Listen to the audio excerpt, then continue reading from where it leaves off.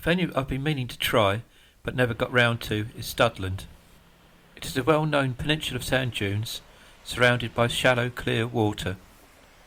It is located on the eastern side of Dorset's coastline, north of Swanage, and just south of Poole Harbour. There are a number of beaches you can fish, and these are managed by the National Trust. Knoll Beach extends from the car park to the south to the naturists area to the north. This video is a record of 5 sessions, mainly targeting gilthead bream.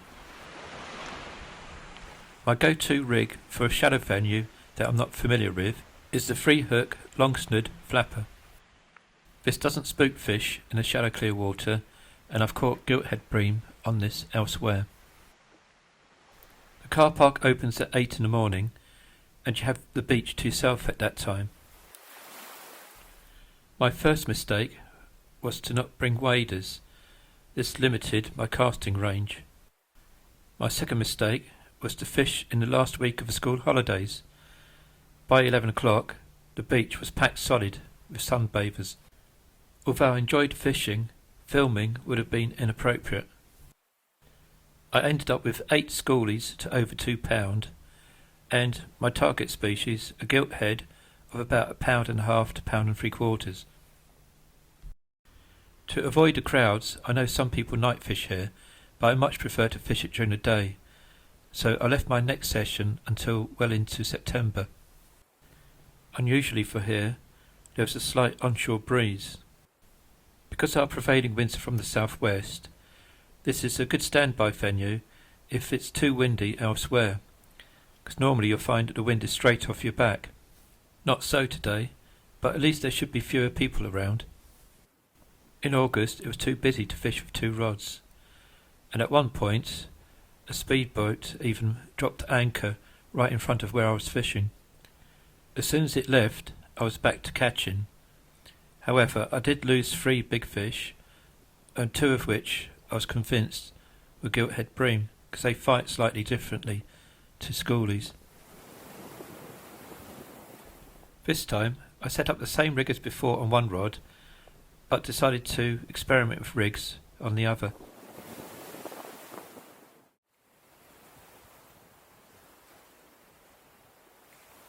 I learnt from my previous occasion that most beach walkers don't walk round you, but walk directly in front of your tripod, so I ensured that I leave enough space for that. I had also learnt that waders would probably come in handy. The fish I had caught before, and lost before, were all at range.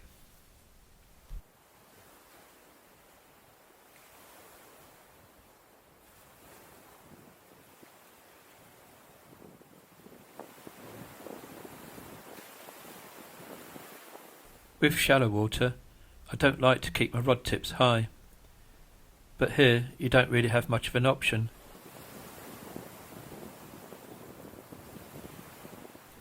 When fishing for bream, I like to use squid. This is usually in combination with ragworm. So at the start of a session, I normally cut open 2 large squid, then cut these up into strips of about 1 inch long. I've brought black lug as a change bait. As you'll see later, it's important here to keep your bait out of sight. So I use a cool bag within a cool bag for this purpose. The rig I'm using with my second rod is a 3-hook clip down version with short snoods and size 8 and size 6 chinook hooks. This is my favourite rig for black bream, and it gives me extra distance on the cast.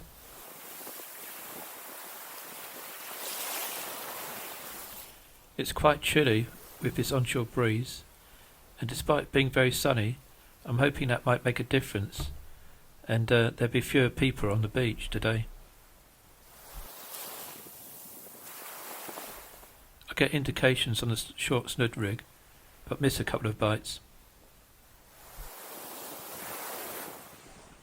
But then I'm into a fish, and I know straight away that it's my target species by the way it's fighting.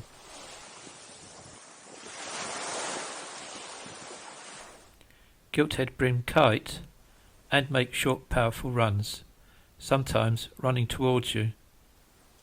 I think they are our equivalent of a snapper, and they never give up.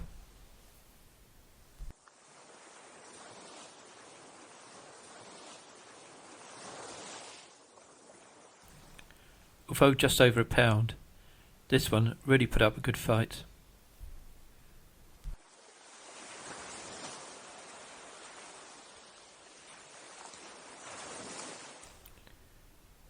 So these are my 2 successful rigs for bream here, and I did manage to hook a couple more, but unfortunately I lost these trying to be clever with the filming.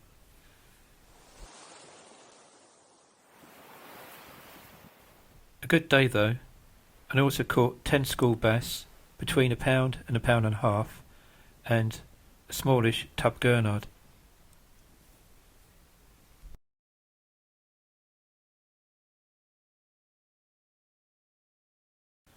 So, having lost more bream than I've landed, I was eager to come back 2 days later and try again.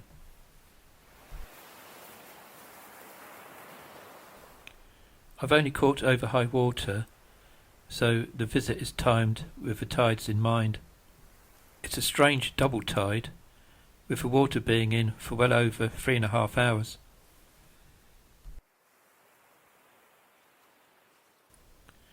Long casting, rods with tips held high, and ragworm with squid as the bait of choice.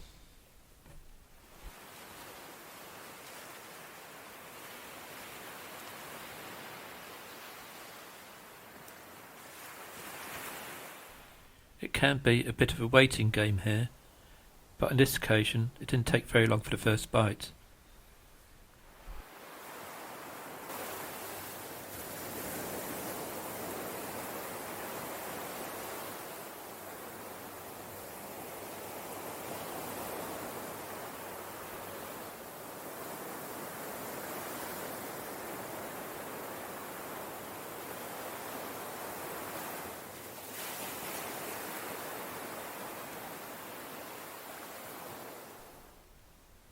Not a bream, but a hard-fighting schoolie.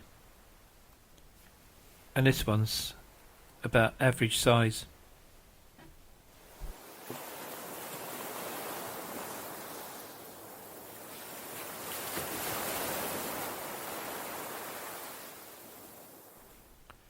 I caught 7 more of these, but no giltheads.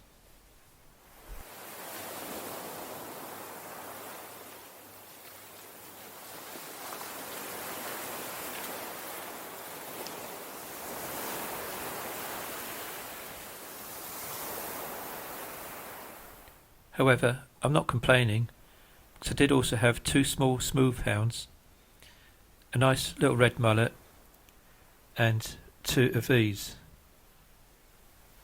lovely looking tub gurnards.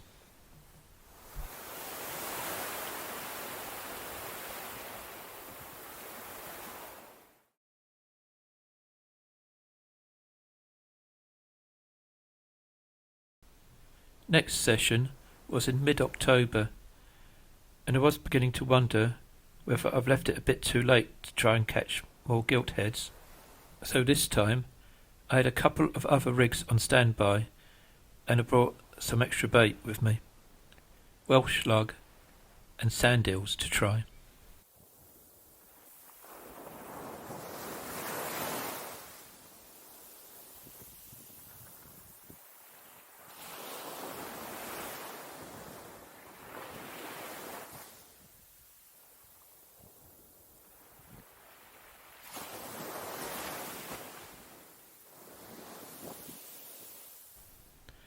The water was a bit more coloured than I would have liked, and the first fish I've brought in is a small smooth hound.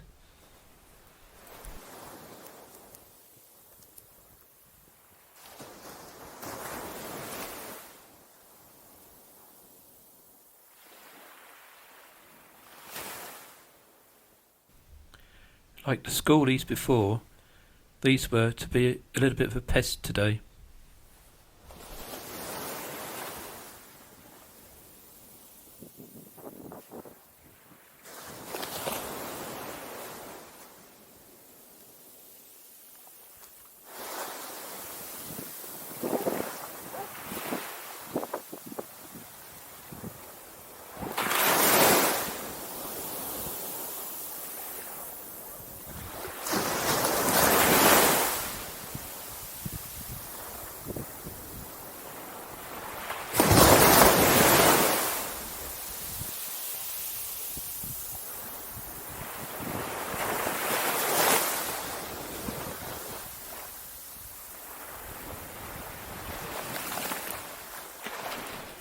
I'd much rather catch these, a red mullet, or goatee fish, as they're supposed to be called.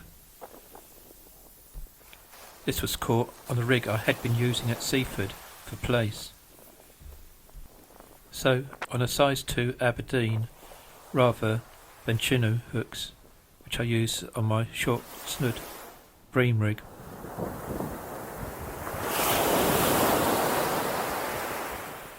Now, this is something different, and there's a story behind this capture. Earlier, my first cast of a bream rig at distance resulted in a lost big fish and a straightened hook. This was on the top snood, which had squid tentacles on a size 8 chinook. It didn't fight like a bream, it was just a dead weight, so I immediately thought this is probably not a bream or a schoolie, but more than likely a ray. So a quick change of rigs, and out went a sand eel at distance. 20 minutes later I reeled in, and a big fish followed the sand eel close in. Assuming it was a bass, my next cast was about 10 yards out. I couldn't believe my luck when my rod arched over. But this is no bass.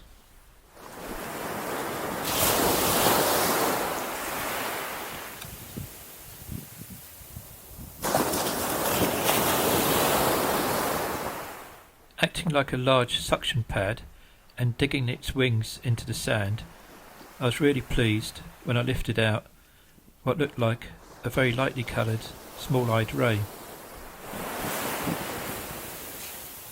It just goes to show that distance casting is not always necessary.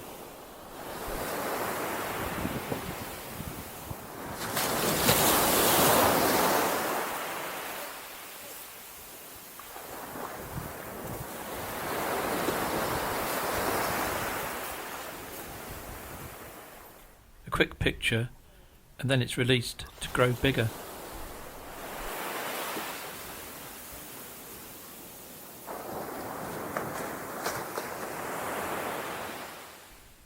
I doubt whether it was a ray that followed my bait earlier, but try as I might, I didn't get another bite on the sand eel.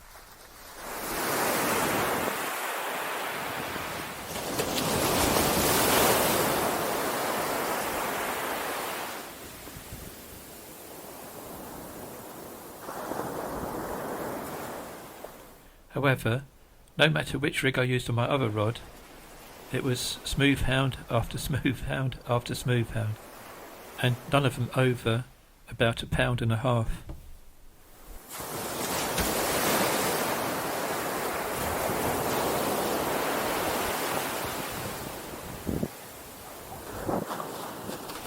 This being the typical size.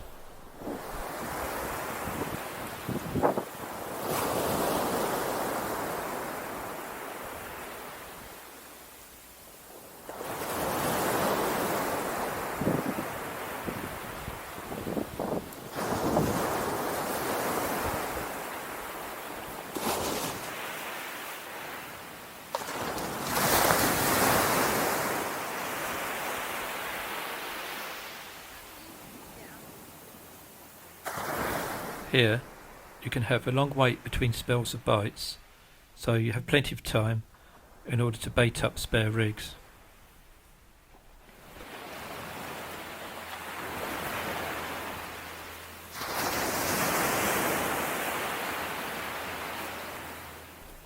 Although most fish are caught at distance, it does pay to vary the range at which you fish, as that small-eyed ray proves.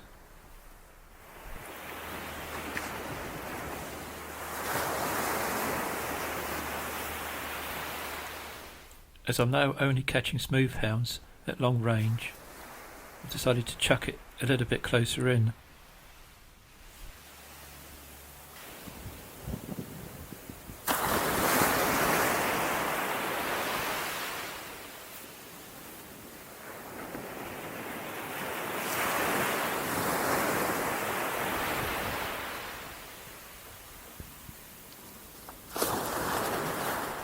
However, the smooth hounds seem to be at that distance as well.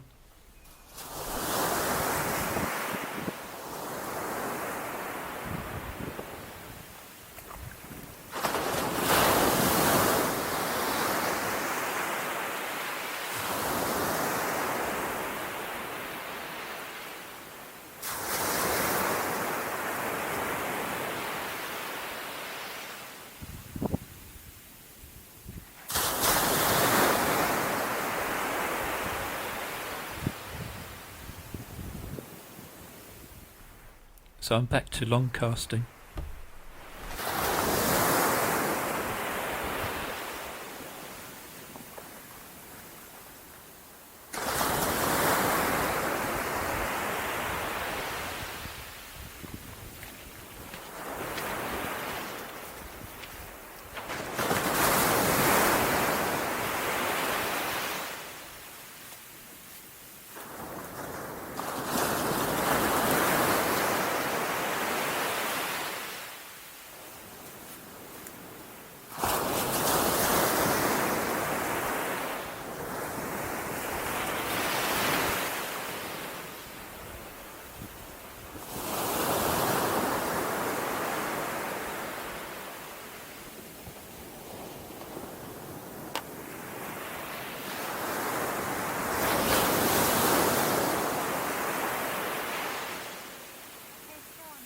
Yeah, sure.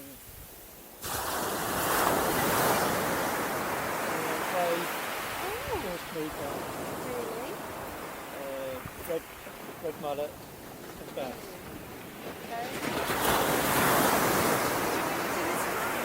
Okay.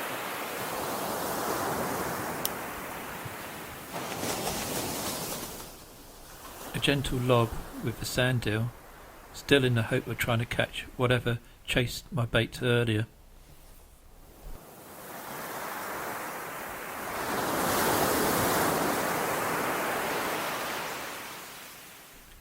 As previously mentioned, you have to be pretty careful on this beach, and it's not a good idea to spread out your belongings. Rigs mustn't be left on the sand, and it's a good idea to make sure that all of your bait and your sandwiches are well out of sight.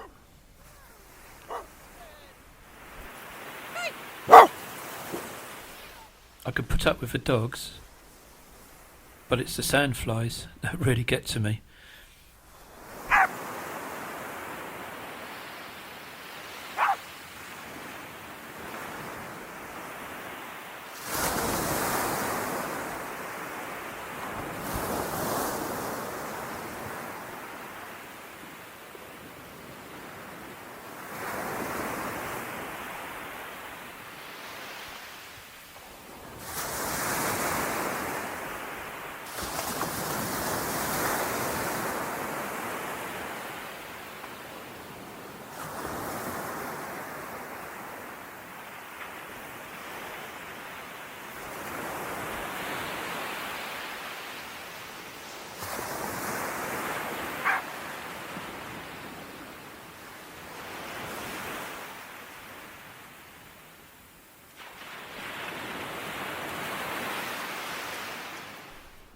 You can still get the odd fish when the tide is ebbing, but I'm finding that you really do need to cast a long way in order to keep bites coming.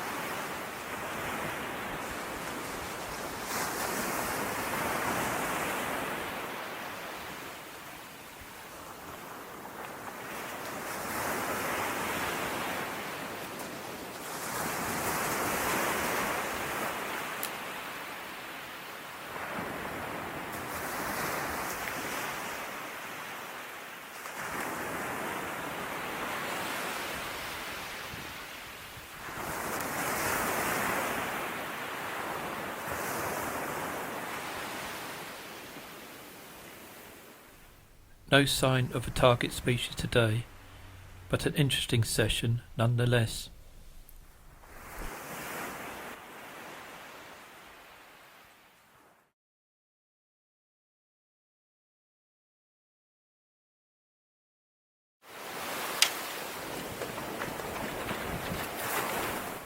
Three days later, and conditions were much better.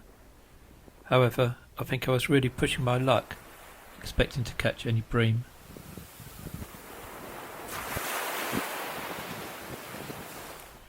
This was a rather frustrating session, with a few missed bites, and not many fish actually caught.